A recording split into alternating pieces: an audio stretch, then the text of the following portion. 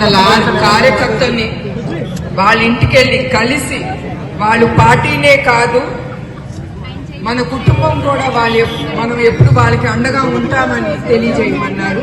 అట్లా నేను ఇప్పుడు ఇక్కడికి వచ్చే నిజం గెలవాలనే ప్రోగ్రామ్ నాకు చాలా సంతోషంగా ఉంది.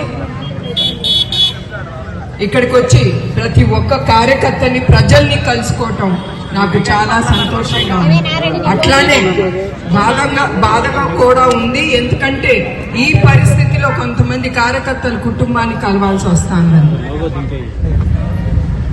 మీరందరూ ఒకటే గుర్తుంచుకోవాలి, మన రాష్ట్రం చంద్రబాబు నాయుడు గారు హయాంలో ఎంత బాగా అభివృద్ధి అయిందో, ఆయన ప్రతి ఒక్క వర్గాన్ని దృష్టిలో పెట్టుకుని ప్రతి ఒక్క వర్గానికి ఆయన న్యాయం చేశారు.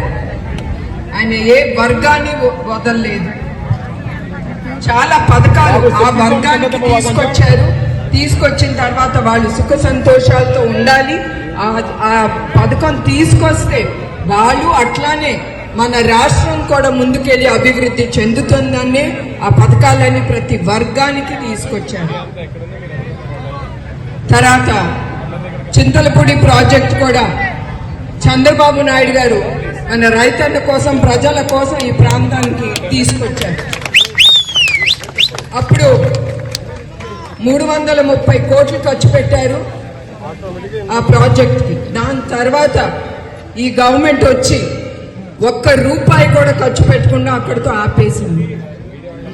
ఈ ప్రభుత్వానికి ప్రజలకి మంచి చేయాలని కాదు, వాళ్ళ పొట్టలు వాళ్ళ పాకెట్లు నింపుకోవటానికే వాళ్ళు ఇక్కడికి వచ్చినట్టుగా ఉంది.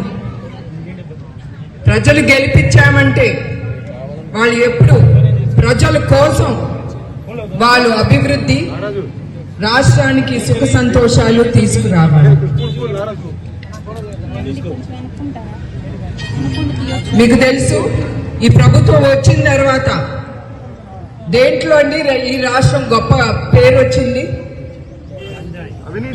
చెప్పండి. మీరు ప్రజలు చాలా ఎదుర్కొంటున్నారు. మీరు గంజాయి, ఇసుక మాఫియా, గంజాయి, శాండ్ మాఫియా, భూ కబ్జా, కల్తీ మద్యం, ఎమ్మెల్యే కూడా దోపిడీ చేస్తున్నాడు. ప్రతి ఒక్కటమ్మా పైన లీడర్ చేస్తే కిందోడు ఎందుకు చేయడు? అదే అలసుగా తీసుకుని అదే చేస్తాడు. ముందల లీడర్ అనే అతను, నాయకుడు అనే అతను చాలా ముఖ్యం రాష్ట్రానికి. లీడర్ పట్టే, నాయకుడు పట్టే ప్రజలు కూడా ముందుకెళ్తారు. ఆయన కింద మీ కార్యకర్తలు కూడా అట్లానే ముందుకెళ్తారు.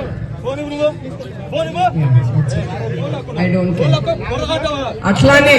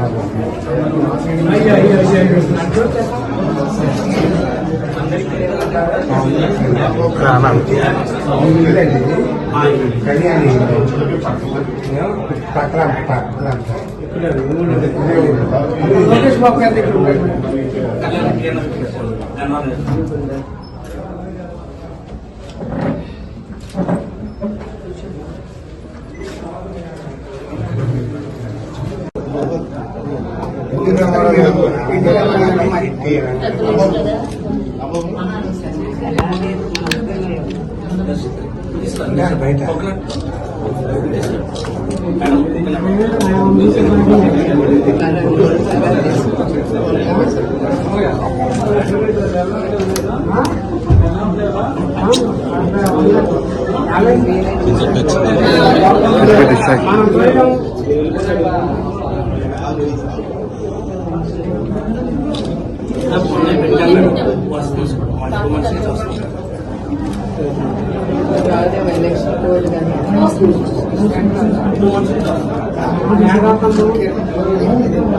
ఎలక్షన్ ఇల్లు